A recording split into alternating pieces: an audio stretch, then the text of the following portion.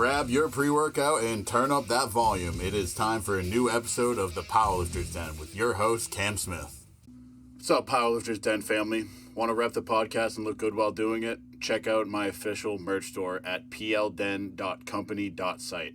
We've got tees, hoodies, beanies, hats, and more, and gear that'll keep you motivated in and out of the gym. Every purchase helps support me and the podcast and keeps the den growing strong. So whether you're hitting a heavy squat session or just lounging in style, we've got you covered. Head to plden.company.site and grab your merch today. Hello, everybody. Welcome back to another episode of the Powerlifter's Den. I'm your host, Cam Smith, and today I wanted to bring on someone who is from all the way out across the country in Idaho, correct? Yep. The land of potatoes, and someone who was joining the platform with me recently at Holy Wars 3. So, Connie, why don't you introduce yourself?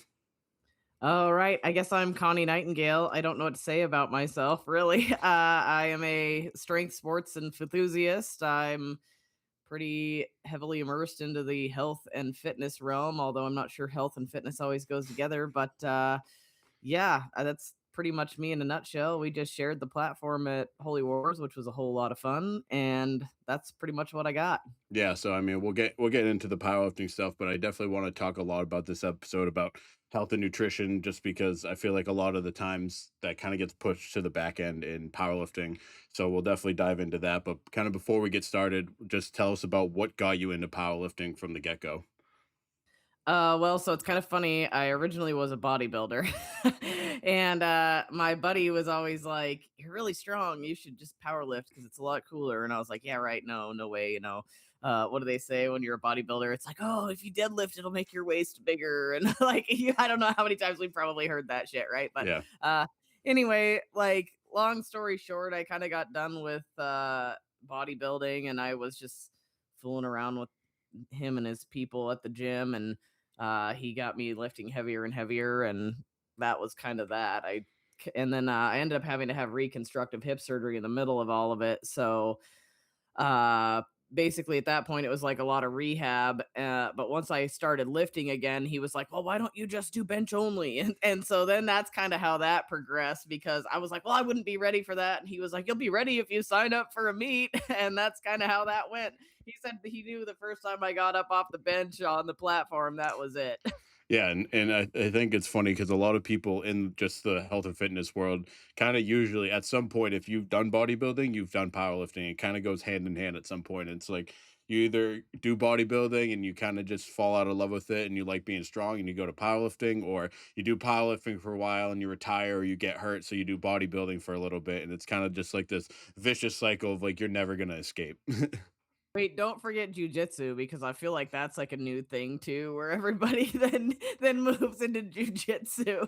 So yeah, there's some more of that vicious cycle, I think. Yeah, and there's always something. It's like whether it's now there's like the whole strict curl and arm wrestling thing that gets kind of going on, and so we always find a way to do something competitive that involves putting our body through unnecessary strain.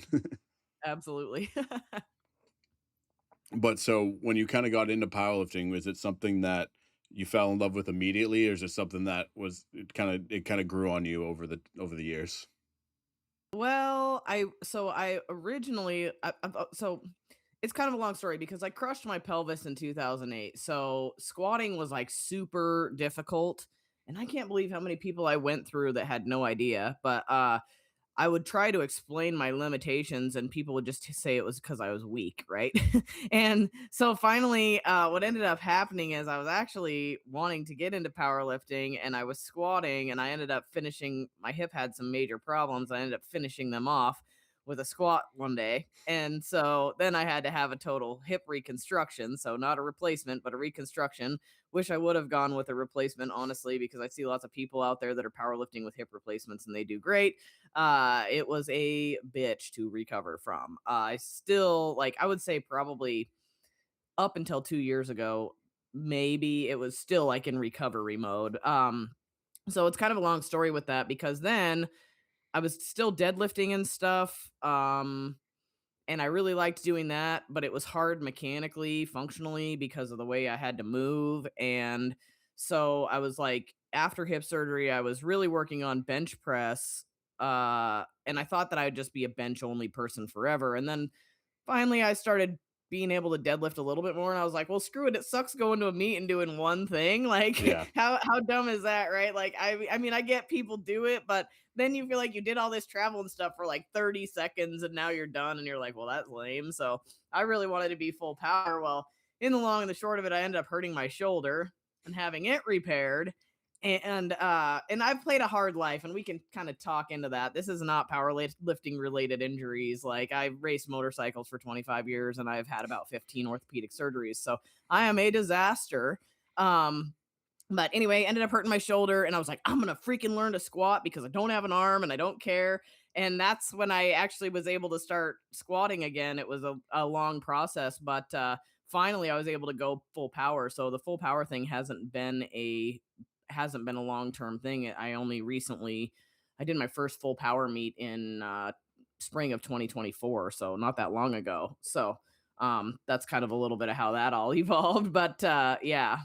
And so you mentioned you did like dirt bike racing and stuff like that. And is that something that you still continue today, or is that something that was just like it was a past era for you? Well, I started racing motorcycles when I was 2 years old, and I've raced basically every discipline, so, at higher levels too, but, like enduro, hare scrambles, road, supermoto, every kind of throttle therapy that there is, my dad had us racing it, and so, we have continued I retired 14 years ago, but we have continued to ride here and there, a lot more street, a little bit of dirt. But I think this upcoming spring I'm planning on entering in a few races and playing around with that again just because I miss it. So yeah, that may be a bad decision, I'm not sure, but Yeah, and then as far as powerlifting goes, obviously you did Holy War, so you're a multiply lifter. But did you start out raw, or did you just go right into the gear? Well, before the hip thing, I was raw because I didn't know there was options. And then after the hip thing, I went to some strength conference, and I think I was actually speaking there about health. But anyway, I went to this strength conference, and they were getting in these bench shirts, and I was like, well, that's freaking cool, you know. And I tried it out, and I was like, oh, that's real fun. And next thing you know, they were like, yeah, if you get in this gear, like you could probably start to squat again. Like, this is going to help your hip a ton. And I know even for deadlifts, I put on a single ply suit because the lady had like bags of them at this conference. And I put on the single ply suit and I was like, wow, I feel so much better right now. And pretty much that was where the multiply slash geared lifting bit a hold of me because I was like, oh my gosh, I can lift and not limp around for days afterwards. I mean, this is awesome. And it was just so much fun, like trying to figure out your technique and all that. And so that's kind of what got me into the geared lifting is I was already broken. So it just helped me out with that. Yeah, and I think that's another positive with the equipped lifting is like it allows people to continue if they can't lift raw. Like there's tons of people out there that are only still in the sport because of equipment, and so it's just one of those little small things that it's like when people are like, "Why do you do this?" and it's like, well, for some people, it's their only option.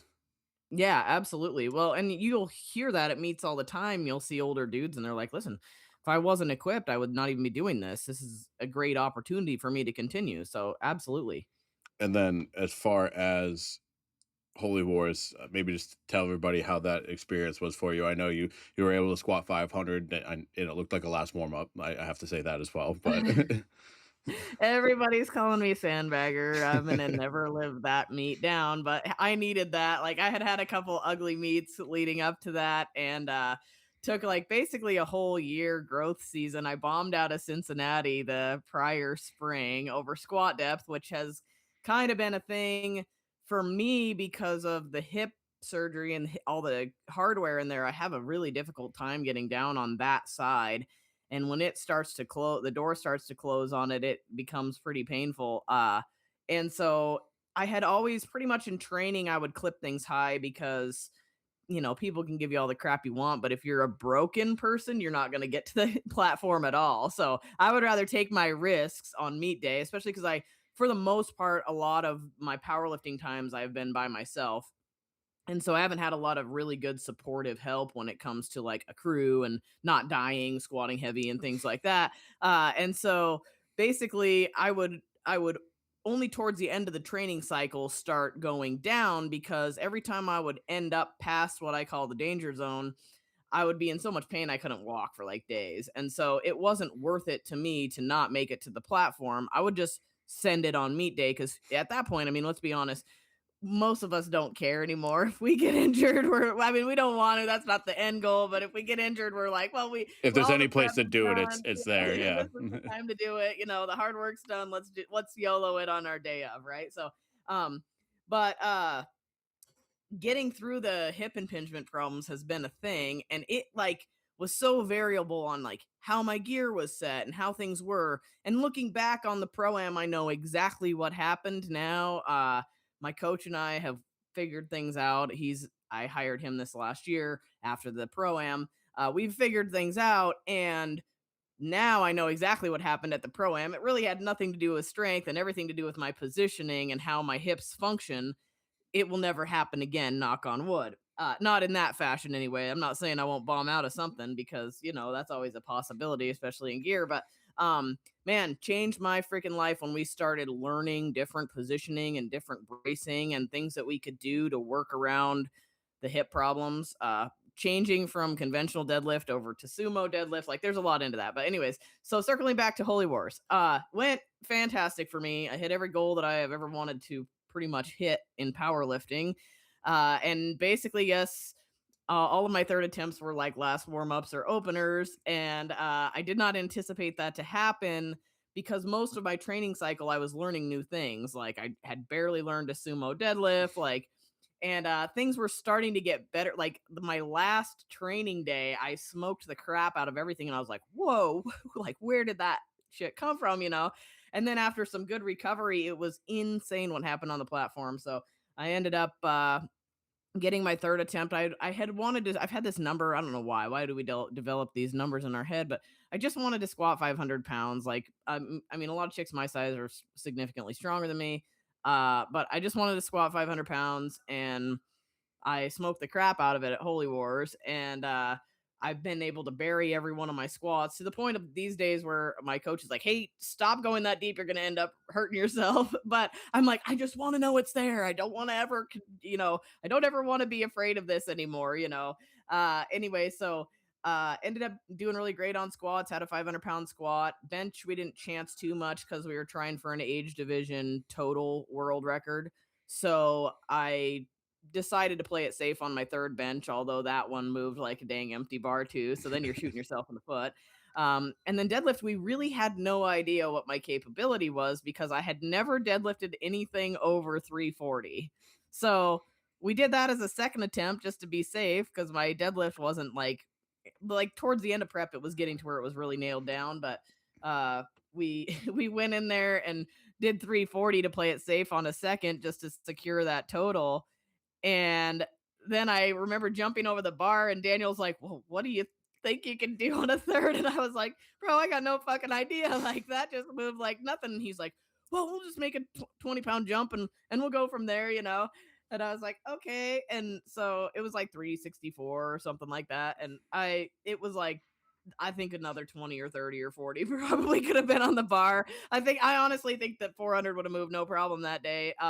So the way things happened, and he's like, "Well, I wanted to put so much more on, but cuz I knew you were capable, but I also didn't want to ruin your unicorn 9 for 9 days." So that was a huge PR. It was like a 30-pound meet PR, and yeah, it that was a great day. So yeah, I don't know that we have those days often, or maybe more than once in our life. So we'll see what happens in a couple weeks here at Cincinnati. Yeah, I was just gonna say because I know that you're doing the pro am as well, and it's kind of like a quick-ish turnaround because it's similar to the turnaround I did, and so I did the Strength of Heroes meet in September, and to get into Holy Wars, Skiba said I need to squat 1,000, and I didn't get it there, so I was like, all right, I'm doing Chris's meet in October, and I'll never do that many meets in that short of a span again. But the thing for you is you went 9 for 9 and they all moved easy, so you could probably open up at the pro am with a total PR and just start swinging for the fences there. So Yeah, and that's been a discussion, right?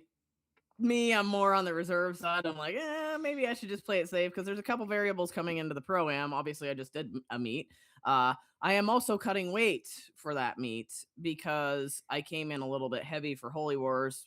And I'm like, okay, well, I can easily cut down about 15 pounds, and I would like to improve my coefficient. That's like my main goal. So, I'm gonna pull down, and I don't see any problems hitting the numbers that I have already hit. Um, but I also want to be mindful and know that I can get into the meet, and I have some other goals that I want to hit too, as far as like, you know, I my coefficient's a big one. And I think I can do really well at that meet if I just am careful. So I want to make sure that I'm putting the numbers up that I want. And I like to open, and I have bomb out trauma now, I swear. So I like to open a little bit on the light side with things, and then that makes me have to do pretty large jumps. So always keeping in mind, like, oh well, you do a big jump, like what do you do for a second and third? We've all played this game, right? It's like, well, shit, I know I can hit in the middle of the second and third easy, but you need to make that jump in order to hit that top set, especially when you start moving like numbers higher up the scale, and that's more warm up and more fatigue and all that fun stuff. So should be fun to figure out. But yeah, I think there's gonna be a much better total in store for the pro am for sure. Yeah, and I think that's one of the nuanced things about multiply, especially for squats for like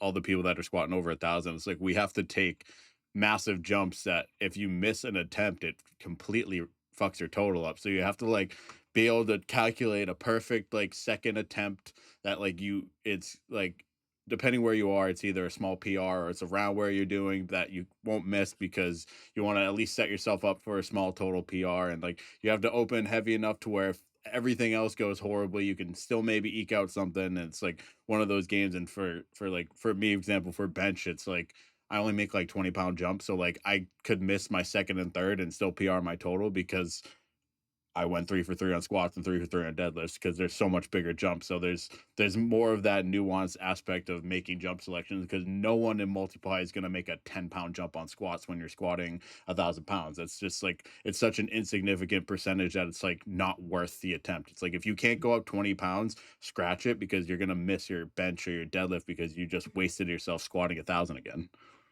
Yeah, well, and that's the whole thing, right? And with me, especially with my hip impingement, it's so wild. The difference in my ability to squat versus not can be a little bit on the sketchy side because if I'm even off like a micrometer on the way down, my hips start going bone on bone, and I'm done. Like I'm screwed. So I've very much gotten away from that happening to me, but I'm not gonna say it doesn't because it does every once in a while where I'll just get a funky pick. I'll be a little forward or I'll be a little heel heavy. And then when I start to hinge, I'm like, oh, I'm already screwed, you know? So it's kind of an interesting feeling. But yeah, multiply squats are a beast because it's so like, yeah, you're gonna get it, or absolutely no, you're not. And it may not have anything to do with your strength. That's 100% your setup. Yeah, and it's like one of those things where it's like if you don't go 3 for 3 or like at least 2 for 3 or 3 for 3 on squats, like the rest of your day is kind of shot or it's either you're in a good spot and it's like there's really no way around that when you have to make 70 to 100-pound jumps at that size. Well, and I think for a lot of us, I mean, not all of us, but for many of us, squat is our lift with the most potential for our total as well. Exactly. Uh, so you don't want to leave your pounds out there, and so playing it smart is obviously a huge thing. But I also think my deadlift is going to have a massive potential for increase at the pro am. So we haven't toyed around with that. Daniel, he was like, I have a the day after the meet, he's like, I kind of feel like just letting you go and work up to whatever you can and seeing where you're actually at. And then he's like, then I decided that was a bad idea. so so we still don't know. Yeah, and the kind of with the squats too, it's like September haven't I never squatted 1,000. Then I hit it in October on my third attempt, and then at Holy Wars I did it 1,008 on my second and 1,041 on my third. And like in the fall, like I could be opening near 1,000. It's like even though it might necessarily be like 90% of your max or whatever, like your opener percentage wise, like there's no way your brain could over the fact that it's still that 4-digit number, and it's like the so it's just a mind fuck from, like, my perspective. Absolutely. Well, so we'll see. That should be fun, interesting. It's always a pretty crazy environment at the pro am. So I'm looking forward to it though, and all the people that are there are great also, so should be fun. Yeah, and I'm hoping I can make it to it, but I think I might actually be away for work for the first 2 weeks of April, so we'll see what happens there because I went to the last 2 and of course the 1 year it's the last year I might end up missing it, but, Ah. I guess with that kinda quick turnaround, what is you and Danny's approach to this prep in terms of 'cause you don't really have enough time to kinda go through the whole re-prep cycle with, like, the Circa Max and all that, you kinda just have to stay at, like, that RPM 5 right before that red line and kinda keep your peak kinda traveling, so how are you guys approaching that? Well, he's using a lot of accommodating resistance right now, which it's like a love hate. In the off season, I love accommodating resistance. Right now, I don't because I have no idea what I'm actually doing, and it's like, how much do you think that? Well, like even your warm ups are complicated. I feel like with it, but lots of accommodating resistance right now. And honestly, I haven't really asked him what his plan is because I'm one of these people that likes to plan everything and I'm like very almost neurotic Me about too. things. Yeah. And yeah, A lot and of us I've are. got like like and like we want to plan everything so hard. Like we plan our second attempts, we plan our third attempts. And I swear to God, the reason I had such a good day at Holy Wars was I literally focused on exactly what I needed to focus on, which was what's my first warm up? Okay, I'm not thinking about the next warm up or what, how that, like, let's go in and nail down the first warm up, second warm up, third, opener. Like, it's so funny because in the video from the media team, Jen, she's so fucking chill. You can hear her talking in the background. And I was thinking, the fuck? I am not that chill. But I was lasered in and I was like, just working on the opener right now. We're not worried about anything else. We'll take the opener. We'll see how that goes. We'll move into the next phase of this. Like, very much focusing on being present with things, which is very difficult for me, the planner, to do. So I haven't really worried about what his plans are. There's been a couple times where I've razzed him. I'm like, when am I going to squat heavy again? Because I haven't squatted heavy since Holy Wars. That's been kind of a little bit of a mind fuck. So I'm like, it's like, hey, when am I going to squat heavy again? I want to know I can bury the hell out of that like over and over and over again. Because me, I just like repeat, repeat, repeat. I would be squatting that every week if I could get away with it, just because I like to know that it's there. I don't want any question in my little brain, but so I did put a little pressure on him to kind of give me a little teaser on what's going to go on. But other than that, I really don't know because I'm just trying to play it easy and work on today and not worry about tomorrow or the next week. So that's in his hands. He hasn't wronged me yet. So Yeah, and that's why so many, like, powerlifters, like, need a coach because everyone knows how a powerlifter's brains work, and if you just kinda let them off on their own, they're gonna do some stupid shit, and it's almost a guarantee. Absolutely, yeah. So we don't have a strategy. He does. I'm just doing what he says. That's all I need to do. It's my part. Yeah, and as far as the powerlifting scene in Idaho goes, to if I had to guess, there's, like, 5 people maybe total that do it, so maybe tell us a little bit about that. So that has been the crux of this powerlifting thing, right? So the guy that got me into powerlifting is a pain in the ass. Uh and so he's not available to help these days and or hasn't really been for years, but yeah, so I pretty much have to travel to train. Mhm. There's no well, there is now, and that's a story we'll get into, but basically the whole time that I have been multiply, I have been driving either to Portland, Oregon, which was 5 hours away each direction. Oh my god. Uh once a week, sometimes twice, and then luckily Ryan Kennelly's crew, they invited me to start benching with them several years ago, and that saved me some trips to Portland and shortened my trip. I was only going like 3 hours each direction instead, which, if you've been driving 5 to 6, you're like, "Hell yeah, 3 hours. Bam, this is great." So I started training with them, and while I was training with them, there's like 2 separate lifting crews kind of in that gym. The other crew was like, "Well, we're not multiply, but we'll help you." And they were amazing, and they are the only reason that I have been able to compete in powerlifting because without those guys, it wouldn't have happened. But it was like hard because even I would have to go over there. I'm not going to walk out a multiply squat. So I would literally have to drive 3 hours every week to squat if I was squatting.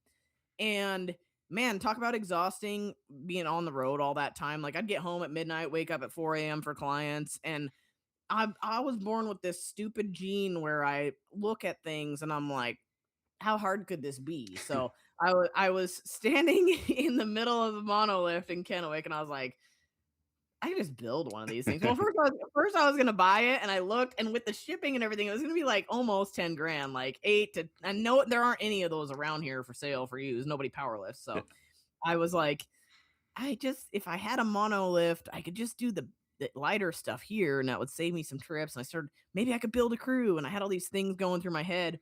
And ultimately, I couldn't really pay 8 to 10 grand for a monolift. And so I was like, well, I could build one. Like I have a little bit, not I didn't just pull this out of my ass. Like I've got a little bit of a history with welding and fabrication. I hadn't done it for a very long time, but I was like, I'm gonna build this thing, and I started taking measurements on other monos, looking at taking pictures, looking at the things I liked, look at the things I didn't like. I posted in the multiply group. I was like, hey, what are the things that you like about your monoliths, and what are the things that you don't? And essentially, I ended up fabricating my own mono. That's the sweetest mono ever. I'll add that in there, but ended up fabricating that, and now I have that locally, which has really cut down on my travel. And that would only be a recent thing. That like I've had the mono done for a year, but getting people to help or do any of help, and like no, maybe get somebody. I have a guy that trains with me regularly, and he can run the hooks and stuff, but like still not real safe. Yeah. I actually got yelled at a couple of weeks ago. I wouldn't say yelled, but strongly worded. Like, I hate it when you fucking squat without a spotters because I don't have that over here.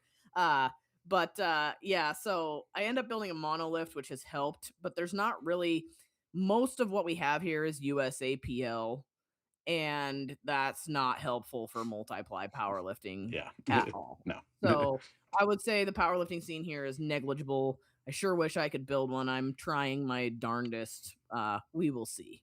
Well, So hey, maybe a listener from Idaho will kind of reach out to you and see if they can get them in some briefs or something. But yeah, kind of with I guess with you having to obviously you didn't have to build one, but yeah, it saves you a lot of money and the local of it. What was the gym?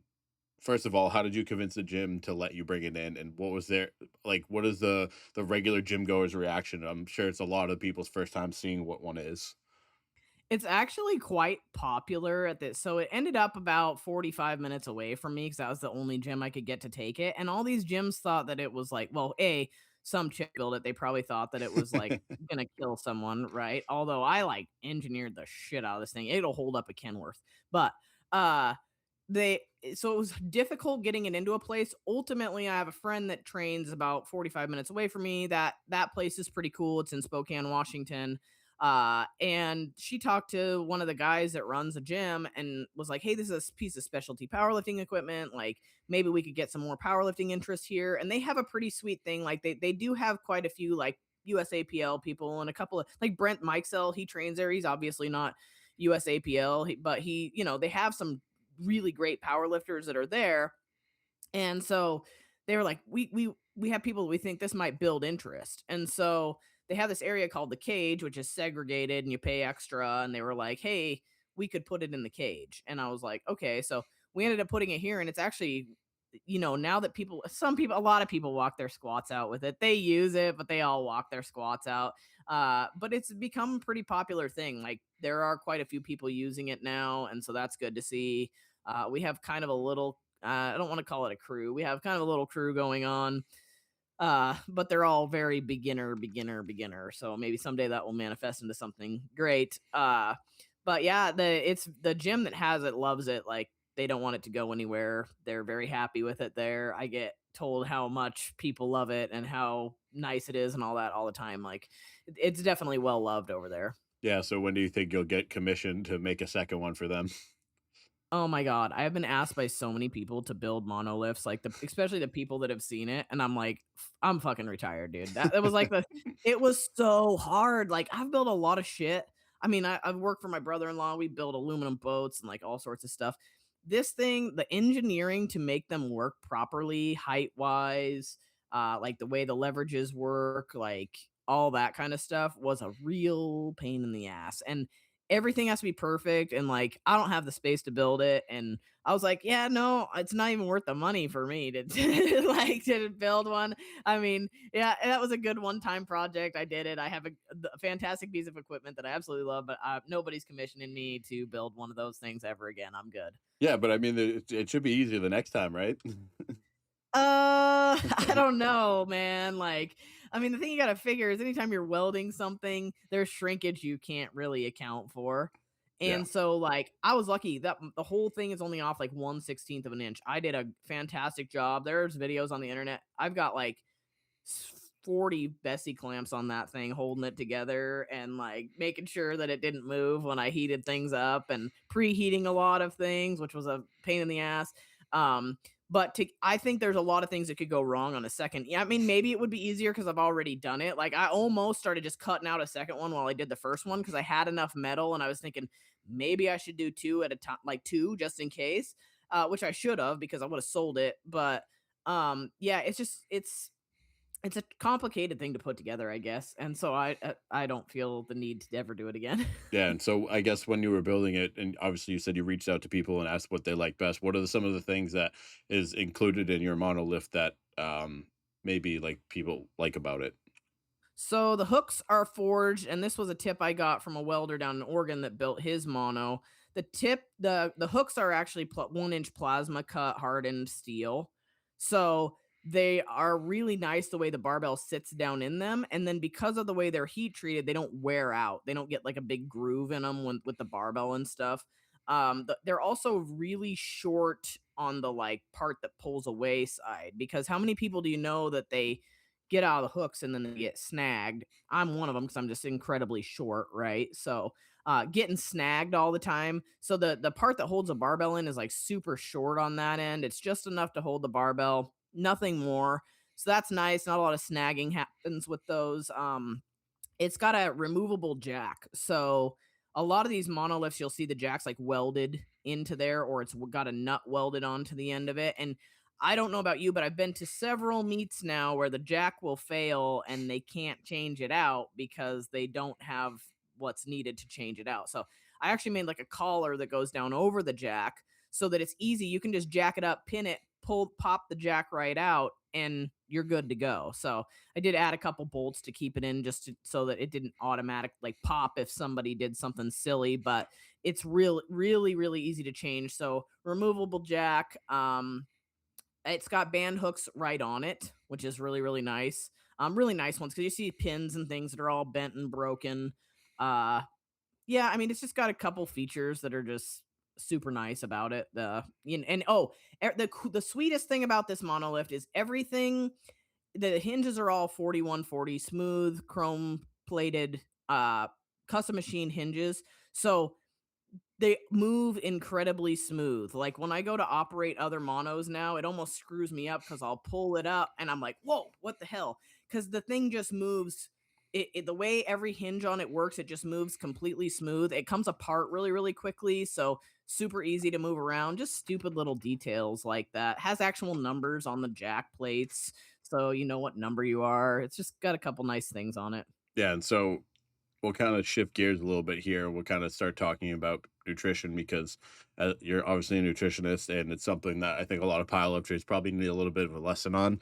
Yeah. And I'll kind of let you lead this discussion because as someone who's kind of recently learning a little bit, it's kind of one of those things where it's not like new information to me, but I'm actually like cognizant of it now and applying it just because I'm doing a small cut and just kind of learning some things about that. So let's kind of just start off like the first thing we'll talk about is like what do you think is still lacking in the powerlifting world? Because it's obviously seen a lot of changes over the past 10 to 15 years, but it's probably still needs some work. Oh, well, the cool thing is you are now starting to see people actually care about nutrition and powerlifting and realize that it's a huge part of their recovery and their overall performance. So you are seeing more and more people that are eating structured meals. They're hiring. How many powerlifters now are you seeing? They're hiring a nutritionist to help them. Like and then you get further into it. I know Jenna, she's doing some really cool stuff with nutrition as well, very similar to myself, lab work, all of the things. Like a lot of things that the powerlifting space forgets to think of is that inflammation is part of recovery Yeah. and the food that you eat is part of recovery. So if you're eating a bunch of trash ass food and you're fucked up your health, like PEDs, like you stack all these things together, right? And you're super fucked up, you're going to screw with your ability to recover. It doesn't matter what drugs you're using, it doesn't matter what your training modalities are. Oftentimes they're even doing too much of that stuff and it's setting them backwards. So, like, a lot of these health things that you're getting are being detrimental to your ability to perform well. So, like a lot of the, like even bring up like a CPAP, for example. I know that's not nutrition, but it's an overall health relation, right? Like, how many guys do you know they get a CPAP and they're like, "Holy shit, I added 100 pounds to my total." Well, that's because all the fucking shit is linked. Yeah. So, like, your liver, your kidneys, the way you move shuttle glucose, like all of those things are linked to your strength. So if you're eating like a trash panda and you're going to freaking McDonald's 5 times a day or whatever your shitty habit is, you know, you're going to affect your ability to perform and recover. And so I'm glad to see the powerlifting space is getting better with that because I think it's incredibly important. And yes, mass moves mass, but if you're an inflamed ball of shit, you're just not going to have the total that you have the potential to have. So, Yeah, and as far as the I guess the level of detail and attention that you think a powerlifter needs, obviously someone at the elite level, they're kind of super focused on it. It's like their main priority. But at the end of the day, powerlifting's still a hobby and health and nutrition are kind of the bigger picture of that. And you kind of have to find that balance of like, all right, what's going to get me to live a long, happy life, but also be a strength performance. And they're kind of can be a little, their lines kind of cross sometimes, but they can kind of go different directions. So, I guess maybe kind of briefly talk about where those lines maybe cross. well, I mean, I'll reverse psychology just a little bit because overall, most people wanna live a long time, right? They may not act like it, and they may not have a lifestyle that is made for that, but if you ask somebody, "Oh, would you be cool dying tomorrow?" They would probably be like, "No." Like, "Okay, well, your fucking labs say you could." And Yeah. then they're like, "Oh, ding ding." Sometimes people make changes, sometimes people don't, like, there's a lot of different demographics on that. But so I'm gonna reverse engineer that a little. I don't think that you need to eat well just for a hobby either, like, we're looking at overall health and longevity here. And I think that you can eat well and still enjoy things too. And I think that's a misconception that people have is they think that if they're going to eat, they have to eat this certain way and it has to be perfect and blah blah blah. 9 times out of 10, if you just clean stuff up, focus on some quality protein, you'd be amazed at how much better you would feel and perform. Some people take it too far. They think they need to do like all these perfect diets and stuff. But man, even something as little as getting like 5 servings of 5 ounces of meat a day could change you. I mean, how many of these guys are not even, they get like 50, 60 grams of protein and they don't even know it, right? They think because they ate a couple cheeseburgers, they're good to go. Like, you can't rebuild your tissue that way. So, I think cleaning things up a little, there's a great balance. Like, getting enough protein in, trying to eat some real food. How many people neglect to eat vegetables? That's good for your microbiome. Like, digestion's a huge thing, right? Digestion is directly tied to so many things like inflammation, mental health, like all of this stuff. And we as powerlifters struggle with all that shit already. So why wouldn't we be treating our digestion well? So getting enough fiber in, running regular labs. You don't have to be freaking crazy about it, but make sure your liver and shit's working, like kidneys functions good. Like, especially a lot of these guys, like in the multiply space, especially, like, there's not a lot of natural people out there. They're using some kind of performance enhancement or some kind of hormone replacement therapy. Cool, whatever, but take good care of yourself while you're doing it, Like, some people choose to drink, some people choose to use PEDs, whatever, but pay attention to your health and what's going on with it because that might be the difference between being successful with it and being and not being, and also what are the long-term things that you might deal with afterwards. Same thing with alcohol or anything else. Yeah, and as far as like the PED use, obviously like that no matter how well you run it or how low you run it, like there's obviously still going to be blood level alterations to whether it's your lipid panels or your hormone profile and all that. And it's kind of one of those things that like as a natural athlete, like I need to make sure that shit is perfect now because if I do start to looking into that, like I don't want to be in a bad spot already. And I think kind of being proactive about that now and being ahead of that game is what's going to set me up for longevity versus kind of just when you get to that point of like you get that blood work back one time you're like oh fuck now I got to do something rather than I've been on top of this for 3 years before I did and now that I know when take something, it's going to be good. Absolutely, and our lifestyle is a bucket, right? So, like, you put all this shit in the bucket, you put training, you put your nutrition, you put your bad girlfriend in there that you fight with every day, and your shitty job and not sleeping, and, like, not saying this is something everybody deals with, but it's a lot of especially in powerlifting, there's a lot of like, we're all misfits, we find our way to it for a reason, so and that's not giving it a bad name either, it's saying, like, a lot of people find themselves through moving a barbell around, like, that's their stress relief, that's their, like, go-to thing, and so but in the bucket, we can only put so many things. So you may put a minimal amount of some chemical in and it may spill the bucket over if you haven't paid attention to these other things. So lab work allows us to evaluate that and be like, okay, well, what do you have room for in your bucket? Like, do you have room to add a little of this? Or how's your kidney health? How's your liver health? Like, oh my God, you are running 11 IUs of growth hormone and your blood glucose is like 300 and your A1C is like 6.7. Yeah, fucking bad idea, right? Like, so there are some things that we can look at, like, and then like other things that I see guys do silly things like take estrogen blockers because their gym bro told them to, and then they crash their estrogen. And estrogen is anabolic and it's cardio protective, and you already have probably fucked up limit lipids, and now you're crashed your estrogen. You got all sorts of other problems, like there are things that what you don't measure, you can't manage them. And so a lot of people are like, I can't afford to do a blood panel. Well, let me tell you what, come to me. We can do for under $20. We can look at a CBC, CMP, and at least get some basic information that you can use for later on down the road. So, yeah, so I think it's incredibly important to know what your physiology looks like. Maybe you don't give a crap and you don't want to change it, but maybe you want to know what your baseline is in case sometime downstream you need to look at it. I don't know. But yeah, nutrition, sleep, like all these things go into a bucket. So it's really important to pay attention to them because they all complement each other. Yeah, and I think that's another thing too with me like starting I'm just doing like a low deficit like by cut I'm still eating 3,100 calories a day, which is still more than most people would eat in a day. But I've noticed just from logging it, I'm not like tracking it super, like I'm just trying to hit 250 protein, trying to stay under 100 fat, and just trying to stay under 3,100 calories. And I've noticed just alone from tracking it for a week that I'm eating way more protein than I was eating before, and I got to a strength level that is above average anyways. So it's like, although I'm cutting, I wouldn't be surprised if I'm seeing more strength gain just because of the fact that I'm eating so much more protein that I'm going to be recovering more anyways. And it's just that whole like, yeah, you can have your things here and there, but I mean, I'm trying to be strict on just this to kind of just be disciplined in that aspect. But like when I go back to it to like a bulk or a maintenance mode, at least I'll know like I'll kind of have that general idea of like, okay, I know I didn't eat more than 230 grams of protein today. Like I need to get another protein shake in or something like that. And it kind of sets you up to be able to set yourself up for the future.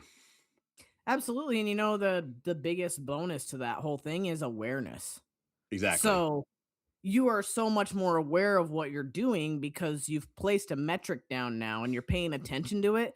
So even if you stop paying attention to it, you're still subconsciously paying attention to Exactly. it. You're Yep. like, "Oh, I ate this much protein a day." Like there's a lot of benefit to having awareness. That's like a huge key to going to the next level. So, And, like, another thing too, just, like, with the fat levels, like, yeah, if you need fat, it's healthy, and there's different things to that, but it's kinda like you a little bit more aware, like, nutrition labels, and you're like, "Well, I had this double cheeseburger," even if you're in a bulk, if I had this double cheeseburger for lunch, so, like, I'm probably at a high level of fat today, so maybe for dinner, I should have something light, like chicken, or have, like, some Greek yogurt or something instead to not kinda go over that threshold, but you can still hit your calories, and it's not something where you have to, like, be super strict and super clean, like, I love that kind of 80-20 rule of like, yeah, you can still go with your friends and eat dinner and stuff. Just like make a good choice later to kind of offset that. absolutely. Well, it's funny because my clients start learning that too when we do nutrition, right? I had a lady the other day. she was like, She's like, "Why do you always put egg whites in my breakfast?" I was like, "Well, because you could have 5 eggs." Like, I don't know what her measurements were, but I was like, "You could have 5 eggs, or you could have some egg whites and a couple eggs and some freaking cheese. And who doesn't want cheese? I Exactly. personally prefer to mix my egg whites and eggs and have some cheese." So, like, you start to learn all of these counterbalances, and they make you much more efficient at doing what you're doing because you're like, hey, yeah, I ate a burger and fries for lunch, so I should probably eat some lean chicken for dinner because I already used that. And then from a training response, we have to keep in mind that glucose also helps us recover. But when you start adding in fats and things like that, you're going to slow down that glucose shuttling, and you're no longer going to be shuttling protein and all the other things to your system as fast to aid in your recovery. So there's a lot of strategy that can be done from a nutritional standpoint as far as, pre-workout and post-workout nutrition goes from a like a strategy standpoint, like maybe save your fatty burger for dinner and then have your chicken and rice pre and post workout when you want to be shuttling those nutrients directly to the cell and the muscles and everything else that's going to help you recover. It's funny you mentioned that too because today I grabbed I'm using some Fuel Meals. It's a like a meal prep brand, and I grabbed one of them and I noticed that it was like 50 grams of fat, which is high. It's the bulking plan. It's I only got that because I still need a ton of calories even at in a cut, and I was like, well, shit, that's like half of what I'm having for the day. So what else do I have? And I found like the chicken one, and it was only 13 grams of fat, and I was like, all right, well, I'm gonna have the one with 50 grams of fat for lunch, and then I'll have the 13 grams of fat for right before I work out. And it's like I kind of wanted to talk. It's kind of weird that you mentioned that because I kind of want to talk about like the timing of things. And obviously, there's the whole like myth ish kind of about the anabolic window, and it's a much bigger window than people think. But just kind of overall, give us a rundown of the timing of like when to eat what macros, I guess. Yeah, obviously it's highly variable on the person, right? And then there's a lot of nuance with the human body. And as much as we have people out there on the internet being like, I fucking know everything, they don't know everything about everyone because everybody functions much differently than others. But I would say, like, generally with my people, I like to load carbs in the morning because throughout the day they're going to be, moving around, burning stuff off, going to be helping with their insulin sensitivity. Then pre workout, if they're not a morning workout person, we'll just put this theoretically for a midday person or afternoon person. I like to, like, 30 minutes pre workout, have somebody do like a more carbohydrate, fast carb type meal that's not going to be too heavy on digestion. And I like it to be just carbs and protein, whether that's a lean protein or I really like hydrolyzed protein. It's easy on people's digestion. It's quick. I try to do something that's a quick carb and a protein with no fat. And then post work, I repeat that because I want to be shuttling nutrients. And when you get that insulin response, you're not only taking glucose over into the cell, you're also taking protein and everything else. So I try to do that pre and post workout. And then towards the evening, I tend to go a little bit on the lower carb side of things because we've burned up a lot of them throughout the day to aid in recovery and stuff like that. And do we really need a ton of energy coming into sleep? Likely no. Now, that depends on the person. I have people they want to have snacks or I have women perimenopausal and menopausal women or when people under a lot of stress, they actually need a little bit more carbs. Carbs can be really, really good for cortisol. So like I said, it depends on the person. Like, so some of those people though, where they're under a lot of stress, we might do some carbs and stuff before bed to kind of help them with their sleep. Or we have other people where we might do some carbs and fat before bed to help them with their sleep. It just kind of depends on their what they're where they're at in their life. So highly nuanced, but I'd say if you can take one thing away from this, like pre and post workout, just start working on some lean protein sources and not a lot of fiber and not a lot of fat for those meals, and it can be super beneficial for recovery. Yeah, and that was kind of one of the follow-ups I was gonna ask, because I know that, like, a high intake of carbs before bed can kinda maybe disrupt your sleep cycles and things like that. But so I guess, I mean, obviously, you can't pull an exact number because it's person to person, but, like, if you kinda had to estimate, like, a range of maybe their daily percentage or something of, like, what they should limit their carbs to before bed. I don't know the limiting, like I was saying, it depends on like the person, right? So like a lot of females, honestly, they do pretty good with a little bit of carbs before bed. So that might even be something like a mandarin orange, like it's not a ton, right? Could be 15 to 20 grams of carbs and just a little bit of protein. The thing we don't want is so there are probably people that will disagree with me on this, but I've got a decade of messing around and using people like my lab rats, right? And I can tell you the things that I was educated in where I feel I had knowledge back in like 2015. I have very much changed my stance on it now, but like the thing we don't want is we don't want a huge meal sitting in our gut overnight. Yeah. I don't think the carbs is the problem. I think the huge meal is the problem, especially because our body temperature has to come up to process that. We know that body temperature is a direct influence to sleep. So we would probably be trying to come up with something a little bit lighter. Rice cake, I mean, a mandarin orange isn't too much. There's some fiber there, but rice cake, maybe a protein shake, maybe a Greek yogurt, depending on the female and what they have going on. And males, this is too, but there's a lot. Males can get a lot away with a little bit more, I feel like, than females. We hate you guys sometimes because of that. But you ever hear the chick where she can't lose weight and the guy goes on the same diet and loses like 40 pounds, and Yeah. they're like, yeah, husband and wives don't like that. But anyway, same thing with males though. Like a lot of guys do a little bit better with a little bit more fat and a little bit of protein. It doesn't need to be a lot. Like it could be a protein shake and a bowl of cereal or something. Like it doesn't need to be, you don't need 50 or 100 grams of carbs, 20 to 25 grams of carbs. Maybe a Greek yogurt. There's a little bit of sugar in some of those. Just something to kind of keep you satiated so that your body stays dormant a little bit longer. You'll get a little bit better sleep. You just don't want a bunch sticking in your stomach like a brick because then you've got all of the sleep interruptions that comes along with that.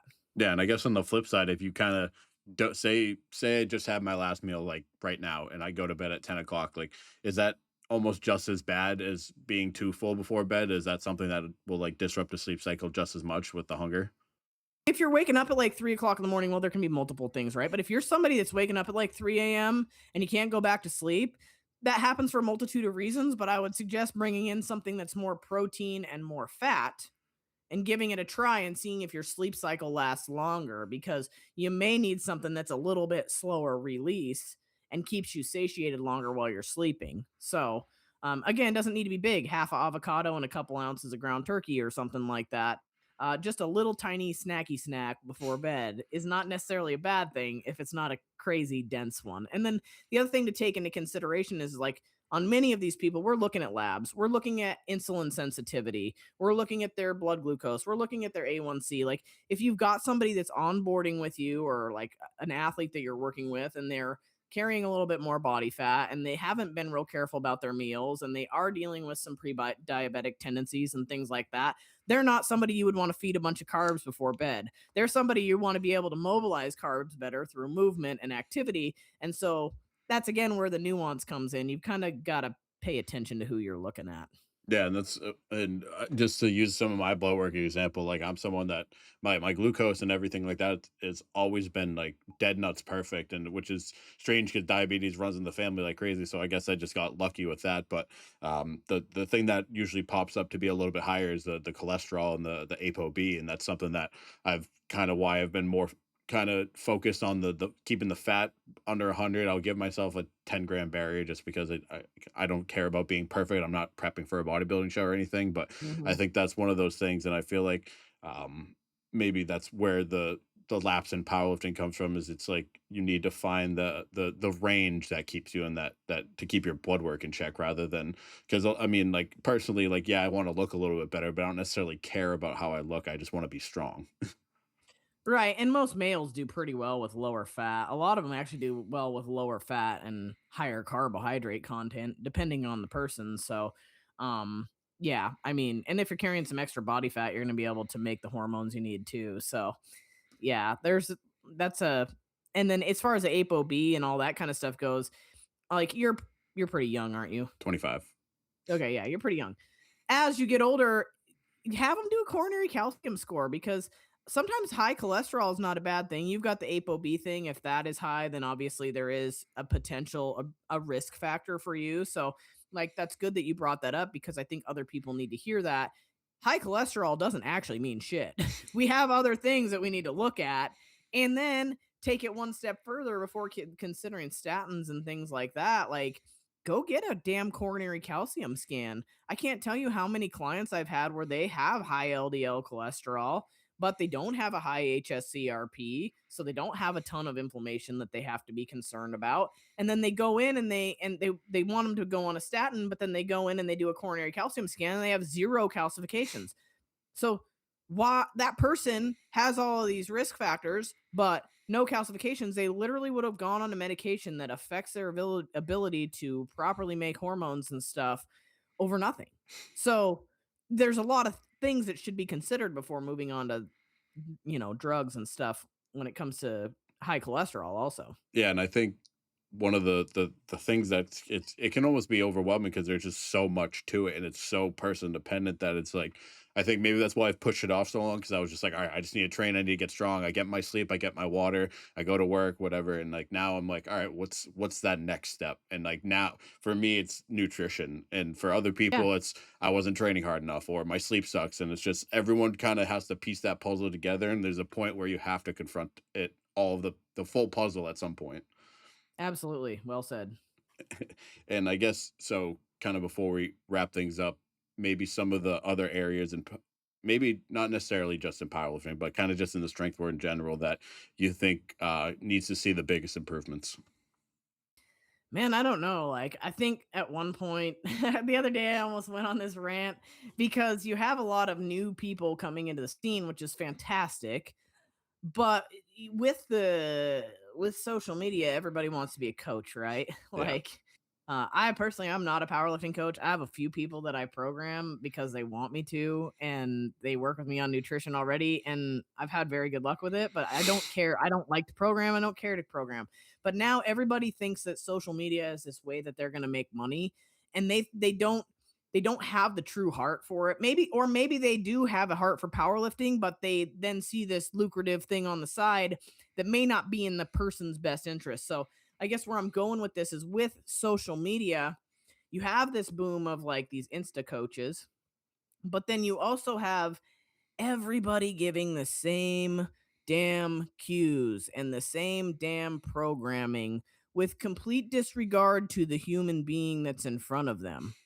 Like, people not looking at biomechanics, giving cues to somebody, this was me, like, giving cues to somebody that were completely improper for somebody's biomechanics. Like, how many times have you gone and you've sat in a crew and they're like, sit back, or, like, just the same cues over and over again, or do this, or drive your knees out, or whatever it might be, but you see these things regurgitated over and over again when they may not be specific to the person in front of them. And that's okay if we're all encouraging each other and working in a crew or whatever it might be. But when you have new Insta coaches that are getting into this stuff and they don't have a good understanding of individuality, we're running into some problems with people as far as their health and longevity goes. And that's way that way in nutrition as well, right? And so that's why I always say there's so much nuance because like I said, 10 years ago, I would do things. I was so well educated and a lot of that education stands the same today, but the way it is applied is much different based on the person that is in front of me. So that's what I would have to say about the powerlifting world is like make sure that you're treating people like an individual. You're not just people aren't just willy-nilly looking at people and giving them a program that worked for them because likely that person is way different than you and I, right? Like your programming is going to be much different than mine. And so I think individuality needs to be something that is very focused on in powerlifting and in general with people and coaching and all of that kind of stuff. Hopefully that answers your question. Yeah, well, that's one of the things that's big and different between like just being a powerlifting coach or like versus or just like a personal trainer, whatever, any sort of who does your programming basically, and versus Yeah. a nutritionist where it's like you're way more forced to be individualized in the nutrition aspect because you can't just give general advice because in programming stuff you can give general advice and it's going to work for most people for most of the time until it doesn't and it's more then that's like all right, well, you got to start focusing. And that's usually if they're getting to an elite level or they're kind of stalling out. And it's one of those things that you don't really think about until you need to versus nutrition. You have to apply it from the beginning where you need to know who this person is. You need to know their daily functions. You need to know what their blood work looks like. And I think if you can take a lot of those things from a nutritionist and apply that to powerlifting coaching and kind of put it together in one big sphere, that's how you get an elite athlete. Absolutely. And then the thing is how much bullshit have you heard regurgitated like over and over and over again? And the new person doesn't know that, right? I mean, I'll sneak back to what we said a couple minutes ago about like dudes taking estrogen blockers, right? Like their gym bro told them that, and they passed that to them, and then the next person passed that to the next person. And I'm not saying you don't need it, but like, does everybody need it? Like, does everybody need to do box spot squats on speed day and sit and rock back and do like there's so much shit like, and so that's where I feel like the regurgitation of information without a true insight to what's going on with people is pretty problematic in the health and fitness industry right now. Yeah, and another thing with the nutritionist aspect of it, it's like you could one, you obviously have to be licensed to be a nutritionist and have and there's a lot more like education than someone can just do one powerlifting meet and they played college football and they're like, I'm a coach now. And it's like there's that lack of liability aspect to where you can just get away with more bullshit, to be honest. And that's kind of what Mhm. it comes down to, I think. Yeah, I mean, and now, but you got a ton of like online nutrition courses now. And then, I mean, while it's great and they cover the basics, like oftentimes things are just so overcomplicated and they don't need to be really. I mean, that's the what it boils down to. So yeah, I'll be speaking at an event in Vegas actually in a month and a half, and I think everyone's expecting this crazy speech, which is going to be there. People are going to learn a lot, and we're going to talk about labs and all that. But what we're really going to talk about is who's sitting in front of you, because that makes the biggest difference. It could be the perfect plan, but if the person sitting in front of you is not willing to like go ahead and do it, execute, then like it's not the perfect plan anymore.